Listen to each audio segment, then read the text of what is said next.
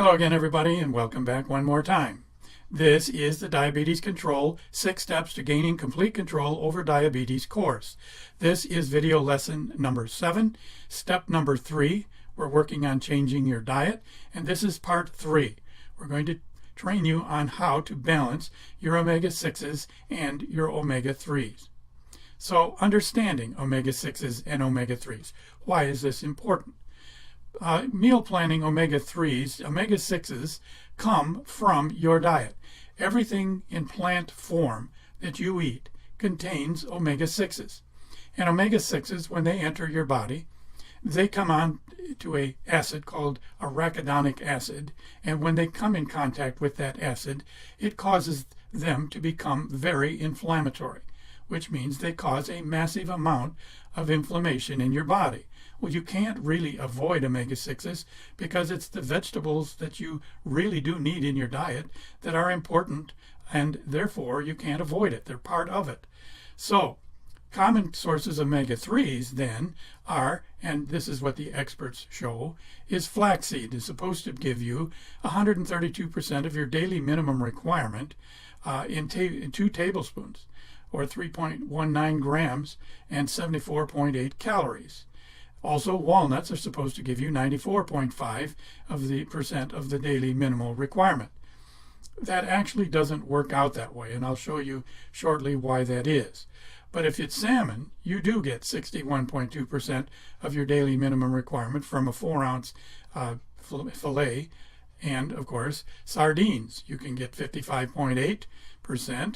Grass-fed beef will give you almost half. And halibut will give you about a quarter of your daily minimal requirement, just in a single serving. But what is all this about? Why are we needing to balance the omega-3s and the omega-6s?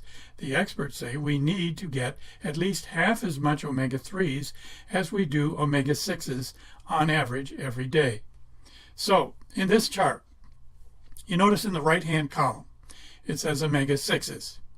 And below it are listed values for each of the food items that are listed on the left. Then in the column to the left of that is the omega-3 column. And what this table is showing you is that whatever you eat, now these happen to be fruit items and some of the vegetable items on the left, and you'll see that for the majority of those, the omega-3s are nowhere near the omega-6s that are provided by a single serving of that particular food. And some are high, some are low. Apricots have virtually no omega-3s and 119 milligrams of omega-6s. But there are a couple that are the opposite. Cauliflower, for example, gives you 208 milligrams of omega-3 and only 62 of omega-6. But those are more of an exception than a rule. But there is one that you should take special note of, and that's avocados. Avocados are extremely high in omega-6s, and while you should take that into consideration by all means, unless it's detrimental to your blood type, you should eat avocados because their health benefits far outweigh this one particular disadvantage. They only have 165 milligrams of omega-3s to 2,534 milligrams of omega-6s. So eat your avocados, but just take extra omega-3s to offset that. Because what happens when you eat the omega-3s, they also come in contact with that arachidonic acid. But instead of causing inflammation, it gives the opposite. The omega-3s offset the inflammation from the omega-6s. So that's why we're taking half as much. We're trying to balance all of this out. On this chart, though, you're going to see why I said that some things may say that they have more of your minimum daily requirement than others. And I gave the examples of flax meal and walnuts. And here it shows just on the far right, you'll see that there actually are 3 different kinds of omega-3s. If it's a plant-based, like the flax meal and the walnuts, then they have a type ALA omega-3. And this is significant because that's a short chain form of omega-3s. And then the other 2 forms are DHA and EPA, which you see over here on the right, that wherever you eat meat products, salmon or fish-based products or beef, you're going to get those DHA and EPA. And the DHA and the EPA are the important forms. Those are a long chain form, and your body can use them in that form. But in order for your body to use the ALA from plants, it has to convert it from that short chain into a DHA or EPA long chain form. And that is not a very efficient process.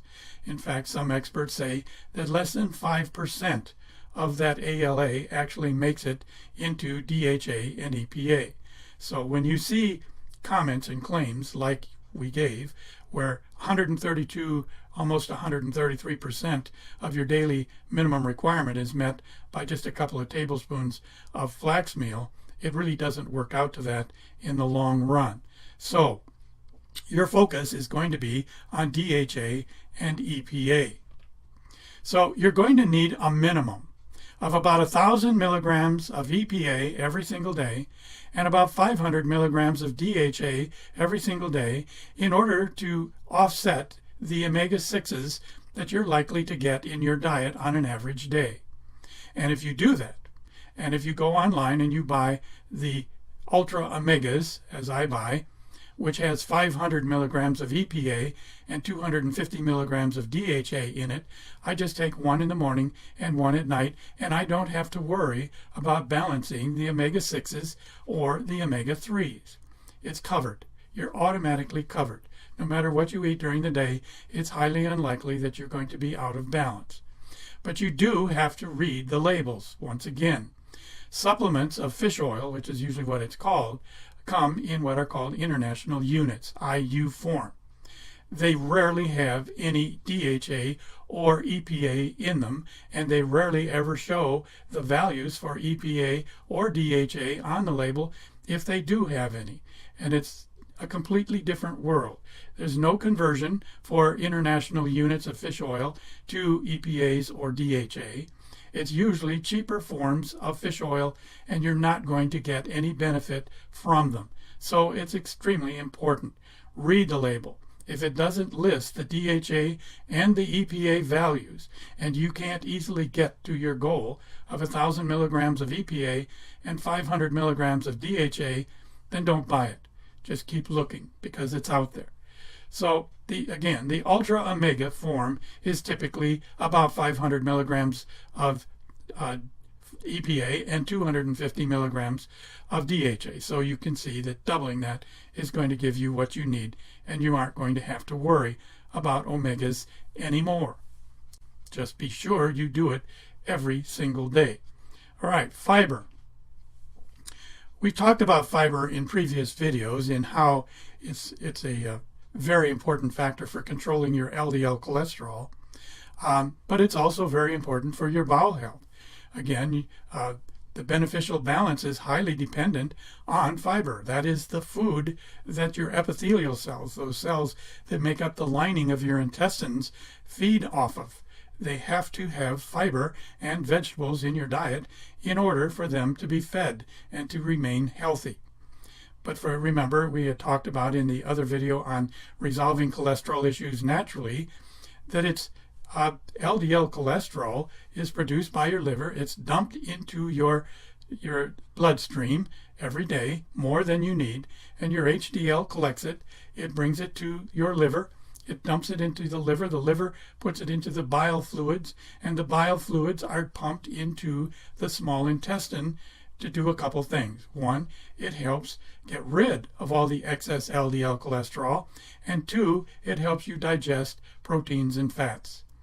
But because people don't get adequate amounts of fiber from their diet anymore, in fact, it isn't really even possible to get adequate amounts of fiber from your diet anymore.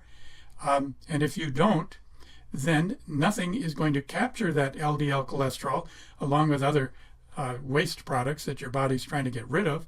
And so it's just going to recycle right back into your bloodstream, and your LDL cholesterol will become elevated. That's one of the major causes of people being on those statin cholesterol drugs. So it's going to be necessary for you to supplement the fiber in your diet every day, unless you can work it around your diet with applications or other information that will guide you in order to plan your meals so that you do actually get enough fiber, but it's pretty limited actually. So fiber supplements will more than likely be necessary. Most people use psyllium husk powder along with prebiotics. You really do need the prebiotics every single day, as we discussed in lesson number 1 in step number 1. It was extremely important. So there are actually better ways to get fiber, and we'll get into that. Men require 35 grams of fiber minimum every day. Women need 30 grams of fiber in their diet every single day. On average, most get roughly about 16 or so grams per day in the average diet at 1,000 calories per day. If you supplement your fiber, you really should be shooting for 40 to 50 grams every day, both men and women. But you can use flaxseed or chia seeds and accomplish that goal much easier than you can with psyllium husk. Flaxseed and chia seeds have 3 grams of fiber in every tablespoon. So you only need to take about 4 tablespoons of each day, and you'll get roughly 24 grams of fiber in your diet every single day without worrying about any other thing. And that usually is enough to get you where you need to be, along with your other diet of fibrous vegetables and the fiber that's in your diet normally. So read the labels, though. Each package of whatever it is you buy is going to tell you how much fiber is in it. Psyllium husk has about 4 grams of fiber in 3 tablespoons.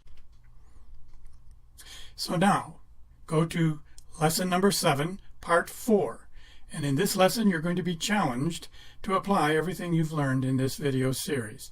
So thank you for taking the time to watch this video, and please pay it forward. Thank you.